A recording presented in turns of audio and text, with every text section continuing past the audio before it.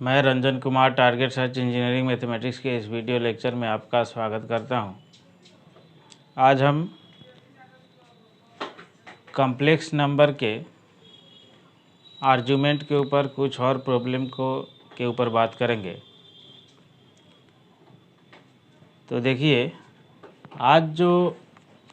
Problem है उसमें हम बात करेंगे कि अगर जो है किसी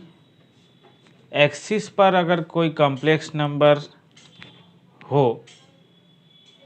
तो उसका आर्गुमेंट हम लोग कैसे निकाल सकते हैं, और वो भी डायरेक्ट मेथड से।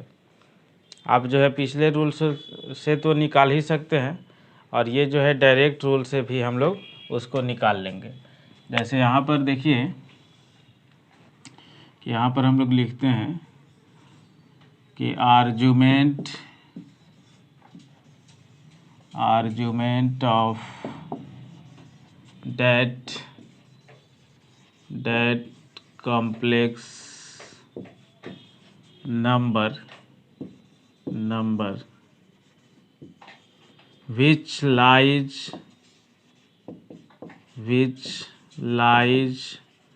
on axis। ठीक है, यानी उस सम्मिश्र संख्या का आर्गुमेंट पूर्णांक निकालेंगे जो किसी एक्सिस पर स्थित हो, और वो भी डायरेक्ट मेथड से। तो देखिए, हम लोग डायरेक्ट मेथड से अगर जो है निकालते हैं, चाहे फार्मूला से भी, तो दोनों में कोई फ़र्क नहीं पड़ेगा। तो जैसे पहले हम लोग जो है डायरेक्ट मेथड से सीखते हैं। जैसे एग्जांपल के तौर पर कि आपको जो है z इक्वल टू, मान लीजिए कि आपको -2 दिया हो, ठीक है ना। तो z इक्वल टू -2 दिया हो तो उसका जो है आर्गुमेंट हम लोग कैसे निकालेंगे। तो पहले सिंस इसको लिख सकते हैं आप z equal to -2 plus 0i, ठीक है ना, कॉम्प्लेक्स नंबर के फॉर्म में। और सिंस हम लोग लिखते हैं कि z equal to x plus i y, यानी x का वैल्यू हो गया -2 एंड y का वैल्यू हो गया 0, यानी कोऑर्डिनेट जो जिसको रिप्रेजेंट करेगा वो हो जाएगा -2, 0। तो डायरेक्ट फिगर में देखेंगे कि ये जो कोऑर्डिनेट है वो कहाँ जाएगा, ये जो कोऑर्डिनेट है वो कहाँ जाएगा। तो ये कोऑर्डिनेट है कि x एक्सिस पर निगेटिव डायरेक्शन में जाएगा,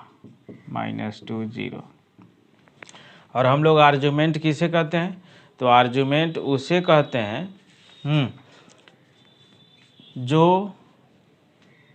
वो लाइन जो ओरिजिन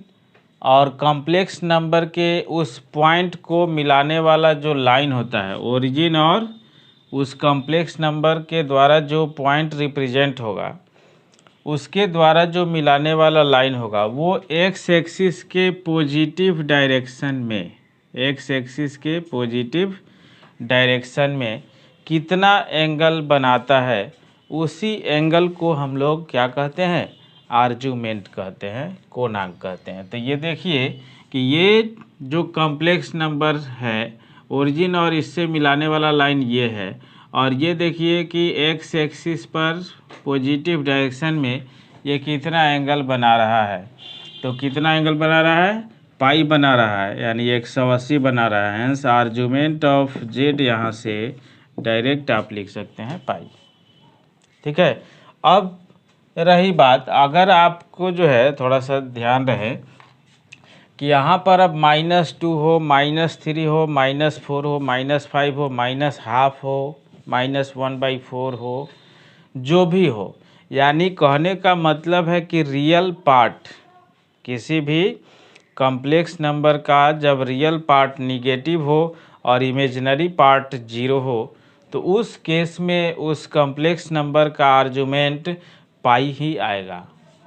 क्या आएगा, पाई आएगा, ठीक है। अब जो है देखिए, अब इसको जो है आप जो है फार्मूला से भी अगर बनाएं, मान लीजिए पिछले रूल से, सेकेंड रूल,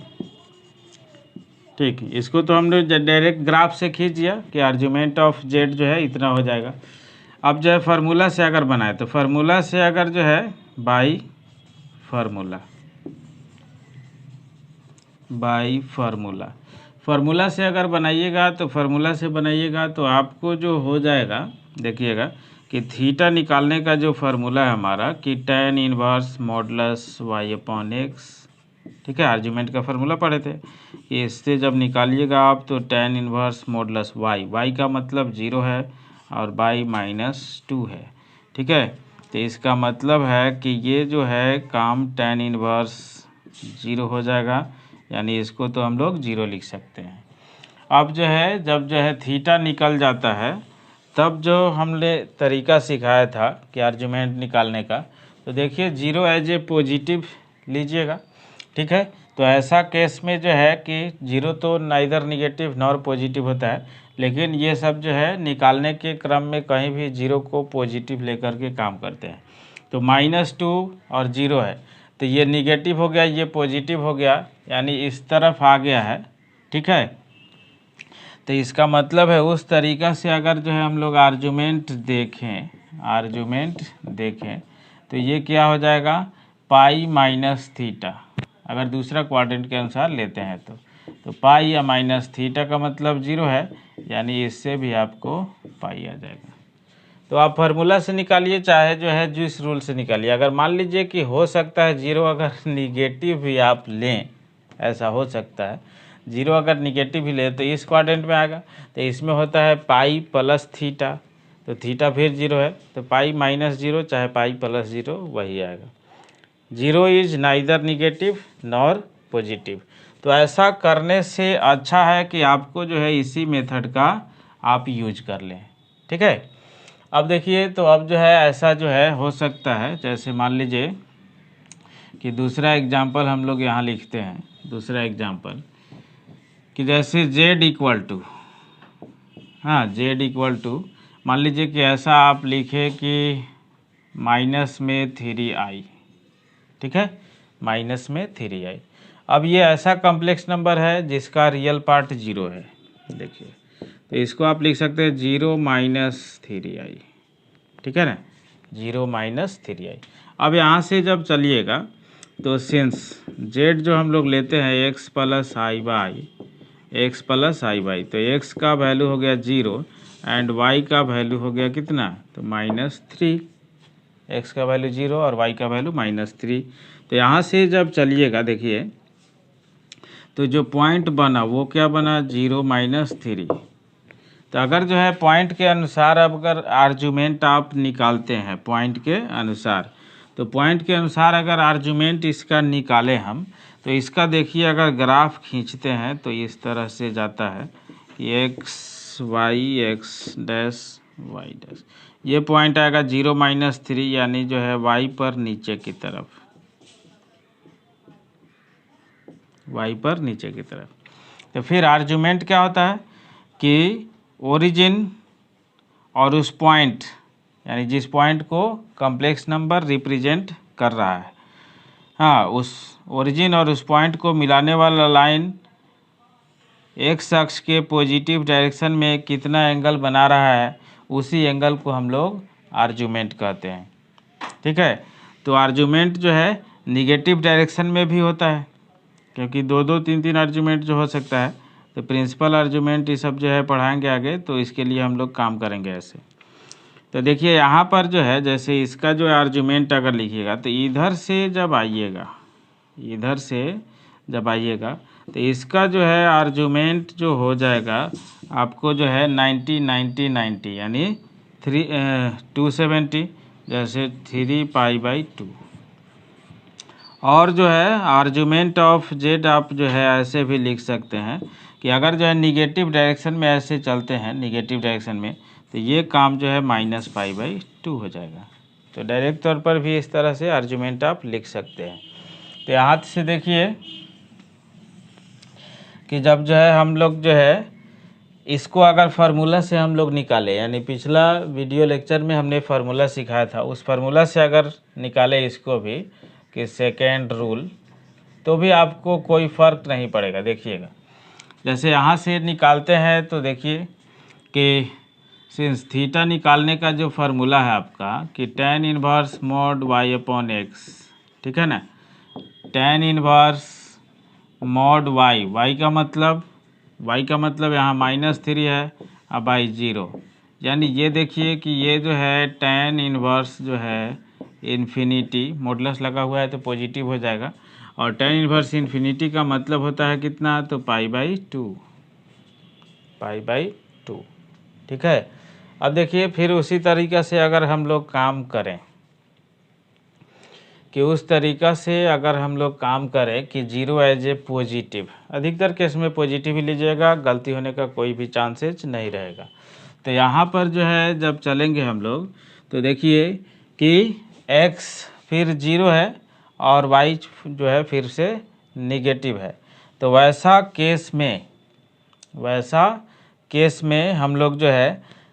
अगर जो है मान लीजिए हो सकता है कि निगेटिव ही ले ले चाहे पॉजिटिव अगर ले ले, तो पॉजिटिव ले ले तो ये जो है कहाँ जाएगा, x पॉजिटिव y निगेटिव, यानी फोर्थ क्वाड्रेंट। तो फोर्थ क्वाड्रेंट के अनुसार जो है आप आर्ग्यूमेंट ऑफ z जब निकालिएगा फोर्थ क्वाड्रेंट के अनुसार तो क्या निकलेगा, 2π -θ, और जो है एक होता है डायरेक्ट -θ, यानी यहाँ से जब चलिएगा तो 2π -π/2, तो यहाँ पर कितना आ जाएगा, तो यहाँ पर देखिए 3π/2 और एक हो गया -θ, तो माइनस में π/2। अगर आप इस थर्ड क्वाड्रेंट में भी इसको लेते हैं तो भी वही आएगा, देख लीजिए, क्योंकि थर्ड क्वाड्रेंट में जो आर्ग्यूमेंट सिखाया गया था वो क्या सिखाया गया था, π + θ, π + θ, तो पाई और प्लस π/2 करिएगा तो फिर से 3π/2 आ जाएगा। और एक जो है दूसरा सिखाया गया था θ - π, तो थीटा आया है π/2 और -π जब कीजिएगा तो -π/2 हो जाएगा, ठीक है। तो दोनों आ जाएगा, यानी ये तो दो ही हम लोग कॉम्प्लेक्स नंबर का आर्ग्यूमेंट किसी क्वाड्रेंट में दो ही निकाल रहे हैं, बट जो है किसी भी कॉम्प्लेक्स नंबर का आर्ग्यूमेंट जो है इनफाइनाइट नंबर हो सकता है, इनफाइनाइट टाइप्स का जो है आर्ग्यूमेंट उसका हो सकता है, जैसे 3π/2 हुआ, -π/2 हुआ। यहाँ पर जो -π/2 है, एक चक्कर मारने के बाद यानी -360 के बाद फिर जो है -90 चलेंगे तो उसको उसमें जो है -360 -90 करके यानी माइनस में 450, वो आर्ग्यूमेंट वही होगा, ठीक है। तो इस तरह से अब देखिए इसमें हम जो है इस बात को आप जो है जो अभी बोलने हम जा रहे हैं उस बात को आप वीडियो रोक करके उसको नोट कर लीजिएगा, तो ऐसा केस में जब आर्ग्यूमेंट आएगा तो उसमें कहीं भी गलती नहीं होगी। क्या ध्यान में रखना है कि देख लीजिएगा, अगर जो है रियल पार्ट केवल दिया हुआ है, देखिए क्या है, z अगर कम्प्लीटली रियल है यानी प्योरली रियल है, पूर्ण रूप से वास्तविक है, तो पूर्ण रूप से वास्तविक है यानी जो है या तो कहने का मतलब है पूर्ण रूप से वास्तविक होगा तो काल्पनिक भाग 0 होगा, तो इसका मतलब है रियल पार्ट या तो निगेटिव या पॉजिटिव होगा। तो निगेटिव होगा तो आर्ग्यूमेंट पाई आएगा और पॉजिटिव होगा तो आर्ग्यूमेंट 2π आएगा, यानी 0 भी हो सकता है 2π भी हो सकता है, ठीक है। जब क्या है रियल पार्ट जैसे निगेटिव है तो पाई 3π 5π सब इधरे आएगा, यानी वो सारा का सारा आर्ग्यूमेंट हो सकता है इस कॉम्प्लेक्स नंबर का। लेकिन अगर जो है हम लोग चलते हैं कि यहाँ पर अगर जो है आते हैं धनात्मक जब हो तो धनात्मक हो तो 0 2π 4π 6π ये सारा उसका आर्ग्यूमेंट हो जाएगा। उसी तरीक़ा से अगर जो है कॉम्प्लेक्स नंबर प्योरली इमेजिनरी हो, और प्योरली इमेजिनरी कहने का मतलब अगर वो इमेजिनरी पार्ट उसका पॉजिटिव है तो ऊपर के तरफ ग्राफ जाएगा, ऊपर के तरफ ग्राफ जाने का मतलब है कि उसका आर्ग्यूमेंट जो है π/2 हो जाएगा यानी 90 हो जाएगा, और नीचे के तरफ जाएगा तो 3π/2 चाहे -π/2 ये सब लिख सकते हैं। ऊपर के तरफ π/2 के अलावा जो है क्या हो जाएगा, यानी 450 भी हो जाएगा यानी 5π/2। तो इस तरीक़ा से हम लोग जो है किसी भी कॉम्प्लेक्स नंबर का अब जो है पिछला लेक्चर और ये लेक्चर मिला के आप कैसा भी कॉम्प्लेक्स नंबर हो तो उसका आर्ग्यूमेंट आप आसानी से निकाल सकते हैं, क्योंकि पिछले लेक्चर में हमने दोनों पार्ट था कुछ 0 के अलावा, तो उसका हम लोग जो है आर्ग्यूमेंट निकाल रहे थे। और इसमें जो है एक पार्ट 0 है, यानी या तो इमेजनरी पार्ट 0 है या रियल पार्ट 0 है। तो उसके अनुसार तो आप डायरेक्ट मेथड से ही बनाइएगा तो सारा कन्फ्यूजन से ही दूर रहिएगा।